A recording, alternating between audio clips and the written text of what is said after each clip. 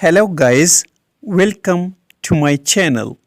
आज का English word है जट। जट का क्या मतलब है, आइए सीखते हैं आज की इस छोटी सी वीडियो में।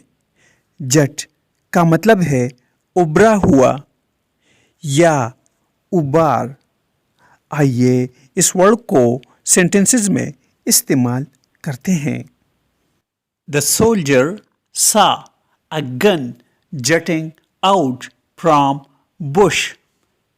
इसका मतलब है सिपाही ने झाड़ी से एक बंदूक निकलती हुई देखी।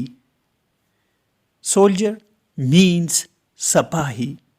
दोस्तों, चैनल को सब्सक्राइब करें और वीडियो को लाइक और शेयर ज़रूर करें। Thanks for watching. Bush means झाड़ी।